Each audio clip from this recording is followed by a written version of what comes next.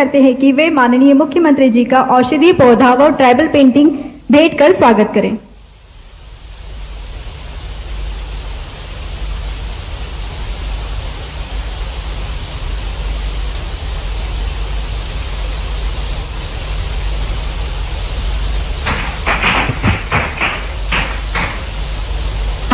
Now I would request Shri Anil Kothari ji, Director General MPCST, to welcome Shri Ravi Shankar Prasad.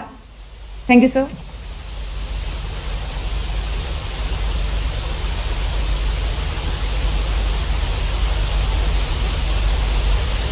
सुशासन संस्थान में कार्यरत प्रमुख सलाहकार डॉक्टर इंद्राणी बार पुजारी जी से मैं आग्रह करूंगी कि वे श्रीमती मंजू बाला जोशी, सेक्रेटरी सीको डिकॉन का औषधि पौधा भेंट कर स्वागत करें।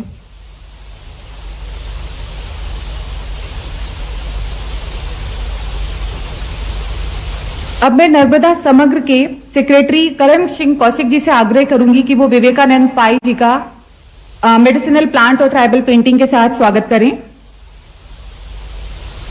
तालियां बजती रहनी चाहिए। अब मैं रिक्वेस्ट करूंगी संस्थान के डायरेक्टर श्री राजेश गुप्ता जी से कि वो श्री अजय झा जी का मेडिसिनल प्लांट और ट्राइबल पेंटिंग से स्वागत करें। प्लीज तालियां आप लोग बजाते रहें। Shri R.S. Prasad, former Additional Chief Secretary, and yes.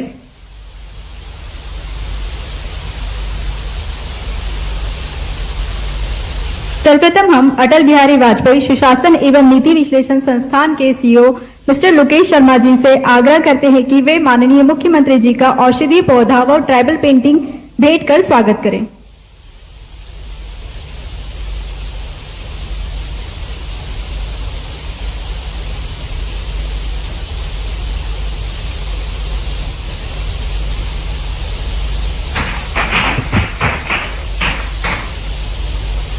Now I would request Shri Anil Kothari ji, Director General MPCST, to welcome Shri Ravi Shankar Prasad. Thank you, sir.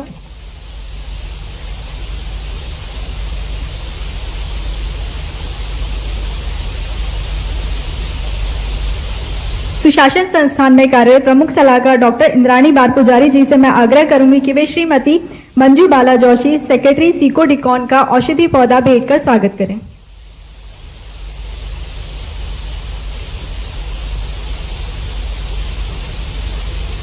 अब मैं नर्मदा समग्र के सेक्रेटरी करण सिंह कौशिक जी से आग्रह करूंगी कि वो विवेकानंद पाई जी का मेडिसिनल प्लांट और ट्राइबल पेंटिंग के साथ स्वागत करें। तालियां बजती रहनी चाहिए। अब मैं रिक्वेस्ट करूंगी संस्थान के डायरेक्टर श्री राजेश गुप्ता जी से कि वो श्री अजय झा जी का मेडिसिनल प्लांट और ट्राइबल पेंटिंग से स्वागत करें। प्लीज तालियां आप लोग बजाते रहें।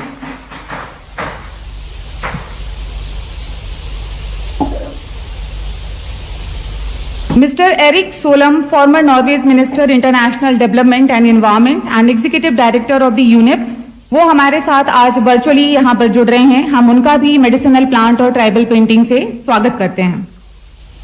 सभी का धन्यवाद। आज के कार्यक्रम को आगे बढ़ाते हुए अब मैं अटल बिहारी वाजपेयी सुशासन एवं नीति विश्लेषण संस्थान के मुख्य कार्यपालन अधिकारी श्री लोकेश शर्मा जी को उनके स्वागत उद्बोधन के लिए सादर आमंत्रित करती हूँ।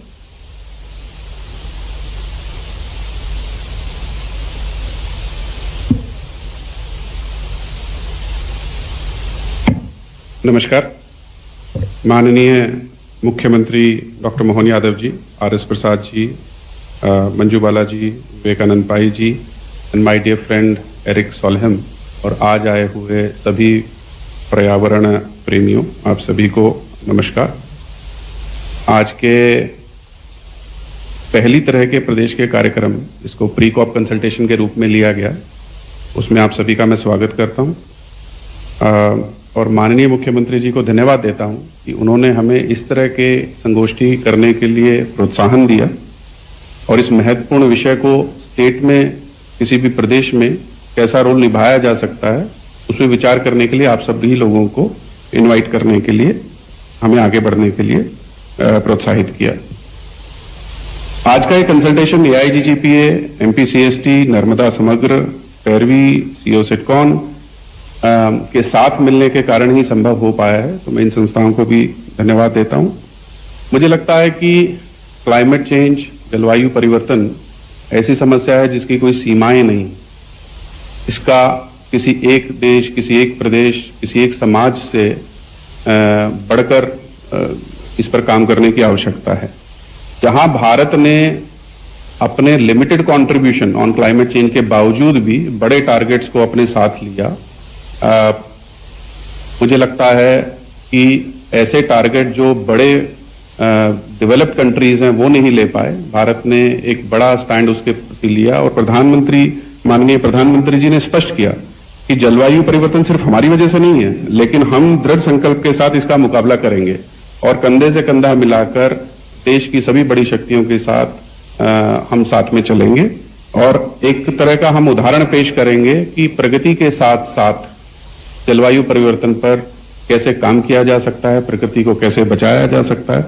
COP26 में माननीय प्रधानमंत्री जी ने पंचामृत के रूप में भविष्य के लिए ब्लूप्रिंट पेश किया, इसकी सारी दुनिया में सराहना हुई और भारत को एज अ ग्रीन लीडर के रूप में देखा जाने लगा। पर कोऑपरेटिव फेडरलिज्म का एक अच्छा उदाहरण देते हुए मध्य प्रदेश इसमें आगे आया, जब प्रधानमंत्री जी ने आह्वान किया कोऑपरेटिव फेडरलिज्म का, कि जो भारत ने अपने टारगेट्स लिए, अपना विजन रखा, अपना मिशन रखा ग्लोबल लेवल पे, उसमें प्रदेशों की कैसी भागीदारी हो। तो ये देश में पहली बार इसमें चर्चा का विषय बना और आज सब हम लोग उसी कारणवश यहां पर इस कार्यक्रम में आए हैं। जहां पर सरकारों का अपना रोल है, मुझे लगता है कि कम्युनिटीज का भी पार्टिसिपेशन का अपना एक बड़ा योगदान रहता है। भारत में अगर हम देखें तो हमारे जल, जंगल, जमीन की सुरक्षा करने के लिए हमारे जनजाति भाई बहन एक तरह से प्रहरी रूप में। दुनिया एक अलग दौर से गुजर रही है और कमोबेश ये वो दौर भी है जब हम अपने भारतीय जीवन पद्धति, रहन सहन, हमारी मान्यताएं, हमारे रीति रिवाज, इन सबको इनके साथ तालमेल करें तो कई सारे उमड़ते प्रश्नों के उत्तर भी हमको दिखाई दे रहे हैं। और कई बार इससे जब दुनिया हमसे कहती कि आप जरा ये करो, तो हम उनकी तरफ भी देखते हैं और अपनी तरफ भी देखते हैं। इसके लिए किसी शायर ने कोई शेर अच्छा कहा है, धूल चेहरे पे लगी थी और ये आईना साफ करवा है। मूल रूप से हमारे अपने जीवन पद्धति में कदम कदम पर आदिकाल से हमारे ऋषि मुनियों ने हमारी जीवन शैली इतनी अच्छे से विकसित की है कि हम सदैव परमात्मा से, प्रकृति से अपने आप को जोड़ते ही चलते हैं। इसलिए वेद वाक्य में कहा गया है, यद पिंडे तद ब्रह्मांड है, जैसा हमारा पिंड है वही ब्रह्मांड है, दोनों में कोई अंतर नहीं। और पर्यावरण की बात कर रहे हैं, बीच में मैं खड़ा हो गया, मुझे जाने के लिए थोड़ा ये पर्यावरण से इधर भी बात चल रही, लेकिन राजनीतिक पर्यावरण की बात है। माननीय प्रधानमंत्री जी सही कहते कि एक देश से एक चुनाव होना चाहिए, जब बीच बीच में होता तो कई व्यवस्था डिस्टर्ब होती है।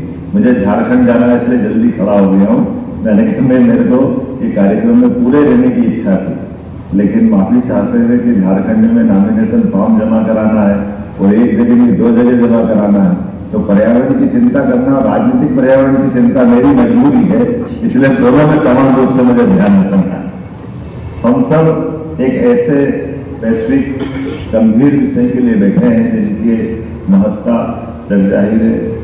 जैसे मैंने कहा कि यद पिंडे तद ब्रह्मांड में, क्या कहूँ, वेद वाक्य हम अपने शरीर के रोम रोम से इसी प्रकार से जोड़ते हैं। इसलिए हमारे जीवन शैली में भी अभी हमको गुलदस्ते दिए, स्वागत किया तो तुलसी का पौधा देकर के दिया, ये हमारा एहसास कराता है। और हमारे यहाँ तो भोजन में भी भगवान को भोग लगेगा, तो बिना तुलसी दल तले हमारा तो भगवान को भोग स्वीकार नहीं करते।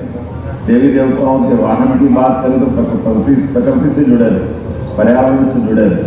किसी भी एक और अपना, मैं तो महाकाल की नगरी से आता, और महाकाल की नगरी में हम केवल कल्पना करें भोले बाबा और उनके परिवार को, भगवान का भी हमको कितना अलग प्रकार से अनुशासन भी है और पर्यावरण का संतुलन भी। कभी कल्पना करो भगवान के पास महाकाल जाए, किसी महादेव मंदिर में जाए तो वो हमसे कहेंगे कि भैया आप भगवान को सीधा हाथ मत लगाना, पहले गणेश जी के पास जाओ। और गणेश जी के पास जाओ तो गणेश जी का वाहन क्या है हमको सबको मालूम है, उनका वाहन मूसक है, चूहा है। और भगवान गणेश जी से आगे बढ़ो तो माता जी के पास जाओ, माता जी के पास उनका शेर क्या है, उनका सवारी क्या है, उनका तालमेल भी हमको दिखता है। कार्तिकेय के पास जाओ तो कार्तिकेय का वाहन मोर है। अब ये आप एक दूसरे के इनके साथ तालमेल कैसे बिठाते हो? महादेव के पास जाओ तो उनके लिए सर्प बैठे, अब सर्प का दुश्मन मोर भी है, शेर भी है, मूसक भी है। ये पूरी अपने आप में इससे बड़ा पर्यावरण की संतुलन का कौन सा उदाहरण है? सब बैठे अपनी अपनी जगह और महादेव अपनी जगह सीधे गंगा स्नान कर रहे हैं, उनको भी उससे भी और आवश्यकता पड़ रही है। ये हमारे यहाँ ये अपन कल्पना करते जाओ इन सारी बातों का, सबका संतुलन बनाया जाए। और इसीलिए इस प्रकार से नहीं और आगे बढ़ के देखें तो हमारे तो ये जो हमारा सौर ग्रह है, सौर परिवार है, अभी अपन सौर पे तो जाएंगे। तो आप बताइए, हमने आके सबसे पहले दीप प्रज्वलन कराया। अब दीप प्रज्वलन क्यों कराना है? कोई भी आरती करोगे तो आरती के समय हमारा हाथ गोल क्यों घूमना चाहिए? ये आड़ा टेढ़ा क्यों नहीं जा सकता, ऊपर नीचे क्यों नहीं जा सकता? ये सब सूर्य आराधना का प्रतीक तो है ही। हमारे लिए उससे जुड़ा हुआ क्या पक्ष? दिवाली तो रोज मनाते हैं, इसी प्रकार से रोज मनाते हैं। हमारा जीवन तो बगैर सूर्य ऊर्जा के संभव नहीं। अब आप उसका परसेंटेज जोड़ते रहो, हम तो उस बात में भी आगे आ ही जाते हैं। अभी मैं परसेंटेज देख रहा था, ध्यान में आया कि ये बात सही है कि हमारे देश में और प्रदेश में अब गीगावाट मेगावाट और उतना ये आप कहोगे मान सकते हैं, लेकिन ये पर्यावरण से छेड़छाड़ की किसने? और अभी हम बचाने के लिए भी कौन आ रहा है? सबसे बड़ी संभावना भी तो हमारे ही पास, हमारी जीवन शैली भी उसी प्रकार से, हमारा खान पान भी उसी प्रकार से, हमारे यहाँ जल की शुद्धता के लिए श्रीनाथ परंपरा में, हमारे यहाँ वैष्णव परंपरा में तो केवल एक शुद्ध वस्त्र में वो भी गीला तो भोग बनेगा, भोजन बनेगा। उसके अलावा उनको दूसरे को हाथ लगाने से भी तो हम कहाँ हमारी जीवन शैली में इसका अंतर करें। लेकिन फिर भी आज के दौर में बदलते समय में जो माननीय प्रधानमंत्री ने 500 गीगावाट का लक्ष्य लिया है कि 2030 तक हम अपने इस वर्तमान के दौर में अपनी ऊर्जा की दृष्टि में आगे बढ़ेंगे, तो हम भी अपने मध्य प्रदेश का लक्ष्य भी बड़ा लेके चल रहे हैं। और खास करके मध्य प्रदेश तो प्रकृति के वरदान के रूप में आया, परमात्मा की विशेष कृपा हमारे देश से। इसलिए हम प्रगति भी चाहते हैं लेकिन प्रगति भी चाहते हैं, दोनों का तालमेल करा के लेके चलना चाहते हैं, दोनों में कोई अंतर नहीं करते। ये परमात्मा की कृपा भी है और हमारी जीवन पद्धति भी। और भोपाल और ये तो यहाँ अगर मैं बात कर रहा तो और आनंद आता है। अभी थोड़े दिन की बात है, राता पानी ज्यादा दूर नहीं है टाइगर अभ्यारण्य में। यहाँ दिन में जिन सड़कों पे मनुष्य घूम रहे, रात में शेर भी घूमते हैं। तुम भी जियो हम भी जीते तो हम जियो विनोदों का इससे बड़ा उदाहरण कहाँ रहेगा? हमारे अपने इस प्रकार के वातावरण में जीने की जो जीवन शैली है, ये हमारे लिए कदम कदम पर उसी प्रकार से ले जाती है जिसके कारण से हम दुनिया में जाने जाते हैं। इसलिए प्रकृति प्रेमी, परमात्मा प्रेमी, मानवता प्रेमी और आज के इस बदलते युग में भारत अपनी जवाबदारी को यशस्वी प्रधानमंत्री के नेतृत्व, अभी हम रोज टीवी खोलो समाचार देखता है रूस यूक्रेन का वित्तीवार इतना वो बम फूट रहे हैं, धीरे समाचार वालों ने उसको एक तरफ कर देगा, ये ऐसी हो गई सामान्य बात हो। इजराइल वो अपनी दुनिया में चली रहा, वो अपने लिए जीने का उदाहरण भी है सामने और सामर्थ्यशाली उदाहरण भी, तकनीक का उदाहरण भी है, तो देश की अस्मिता बचाने का उदाहरण भी है। लेकिन इसके समान रूप से रूस यूक्रेन युद्ध में भी देखिए, लेकिन सभी ओर से आशा की किरण अगर कहीं दिखाई दे रही है तो यशस्वी प्रधानमंत्री श्रीमान नरेंद्र मोदी और भारत के साथ दिखाई दे रही हमें एक बात का आनंद है, जो सभी के बीच में जो हमारा मूल भाव है वो भाव हमको वापस उस स्थान पर ले जा रहा है। और इसीलिए तो हमारे विवेकानंद ने कहा कि 21 शताब्दी भारत की होगी। ये सारे उमड़ते प्रश्नों के बीच सामर्थ्यशाली भी बनना है, पर्यावरण प्रेमी भी बनना है, हमारे विचार को आगे भी बढ़ाना है और हमारे माध्यम से इस वसुधा को भी बचाना है। इसलिए तो हमारे कोई भी कथा भागवत का समापन भी होता है तो सदैव वो पर्यावरण की भावना से ही होता है। जब हम सब 4 वाक्यों में अपनी बात पूरी कर देते हैं, धर्म की जय हो, अधर्म का नाश हो, प्राणियों में सद्भावना हो, विश्व का कल्याण हो, इससे बड़ी उदात्त भाव क्या हो सकती है। तो आज के इस अवसर पर हमारे बीच नर्मदा समग्र के अध्यक्ष जी जुड़े। जब हम नर्मदा नदी के बारे में सरकार ने निर्णय किया है कि नर्मदा जी और नर्मदा जी के तटों का संरक्षण, हम अंदर की नदी के अंदर की जो उत्खनन की चीजें हैं उसको रोकने का प्रयास भी करेंगे। जो इकोसिस्टम बनाया हुआ है, न केवल नर्मदा, ये तो नदियों का मायका है मध्य प्रदेश। कौन सी नदी ऐसी है जो यहाँ हमारे यहाँ से जाकर के गंगा को भी बलिष्ठ बनाना, तो सोन के बिना गंगा भी पूरी नहीं होती है। और गंगा बेसिन के अंदर बात करो तो हमारी चंबल से लेकर छिपरा तक सब आगे जाकर के यमुना के माध्यम से हम अपने जल अर्पण उनसे ही तो करके आगे बढ़ाते हैं। तो मैं उम्मीद करता हूँ आज के दौर में हम सब जो यहाँ विचार मंथन करेंगे, इसमें नवनीत मिलेगा और इसमें अमृत मिलेगा। मेरी अपनी ओर से जल्दी जाने की क्षमा चाहते हुए एक बार पूरे अच्छे कार्यक्रम की शुभकामना देता हूँ। बहुत बहुत धन्यवाद। माननीय मुख्यमंत्री महोदय, आपने बहुत ही सरल शब्दों में सदन के सामने अपनी बात रखी। समय की कमी के कारण माननीय मुख्यमंत्री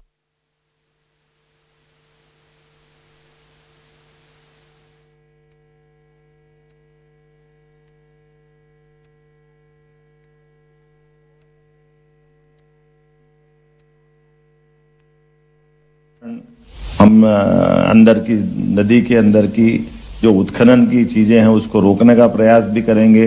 जो इकोसिस्टम बनाया हुआ है, न केवल नर्मदा, ये तो नदियों का मायका है मध्य प्रदेश। कौन सी नदी ऐसी है जो यहाँ हमारे यहाँ से जाकर के गंगा को भी बलिष्ठ बनाना, तो सोन के बिना गंगा भी पूरी नहीं होती है। और गंगा बेसिन के अंदर बात करो तो हमारी चंबल से लेके छिपरा तक सब आगे जाकर के यमुना के माध्यम से हम अपने जल अर्पण उनसे ही तो करके आगे बढ़ाते हैं। तो मैं उम्मीद करता हूं आज के इस दौर में हम सब जो यहाँ विचार मंथन करेंगे, इसमें नवनीत मिलेगा और इसमें अमृत मिलेगा। मेरी अपनी ओर से जल्दी जाने की क्षमा चाहते हुए एक बार पूरे अच्छे कार्यक्रम की शुभकामना देता हूं। बहुत बहुत धन्यवाद। धन्यवाद माननीय मुख्यमंत्री महोदय, आपने बहुत ही सरल शब्दों में सदन के सामने अपनी बात रखी। समय की कमी के कारण माननीय मुख्यमंत्री जी को जाना पड़ा। हम कार्यक्रम को इसी तरह जारी रखेंगे।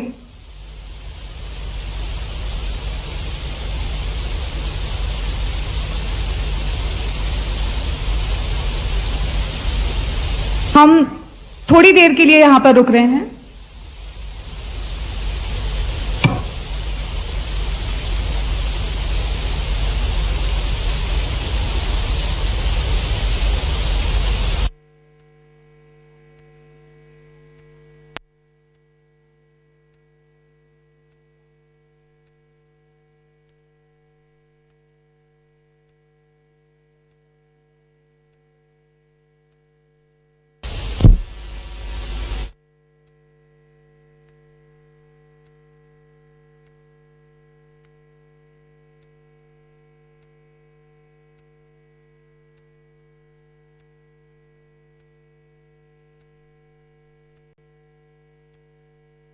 DUAC श्रीमान अजय झा जी, संचालक पैरवी नर्मदा समग्र के अध्यक्ष श्रीमान राजेश दवे जी,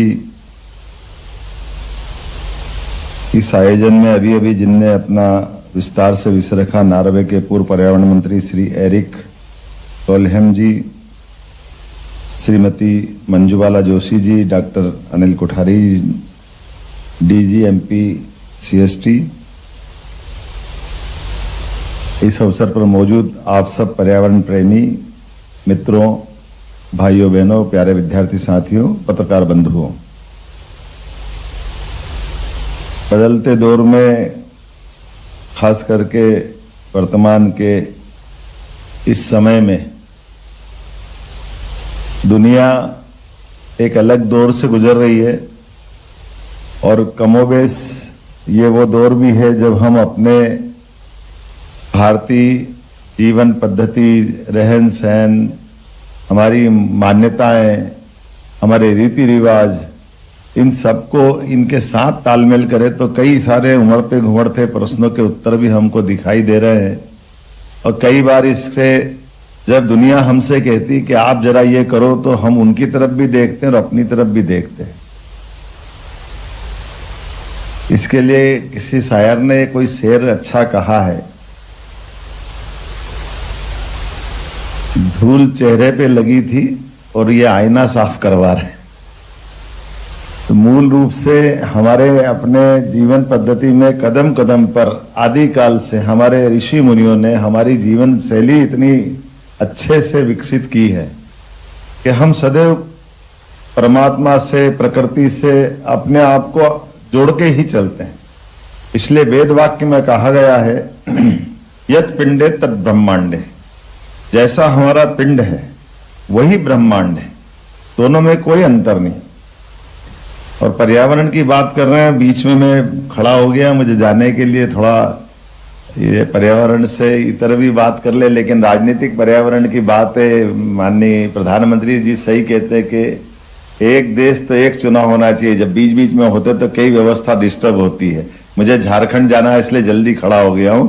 मैंने कहा मेरे को ये कार्यक्रम में पूरे रहने की इच्छा थी, लेकिन माफी चाहते हुए कि झारखंड में नॉमिनेशन फॉर्म जमा कराना है और एक जगह नहीं 2 जगह जमा कराना है, तो पर्यावरण की चिंता करना और राजनीतिक पर्यावरण की चिंता मेरी मजबूरी है, इसलिए दोनों में समान रूप से मुझे ध्यान रखना है। हम सब एक ऐसे वैश्विक गंभीर विषय के लिए बैठे हैं जिनके महत्ता जगजाहिर है। जैसे मैंने कहा है कि यत् पिंडे तत् ब्रह्मांडे में क्या कहूं, वेद वाक्य है।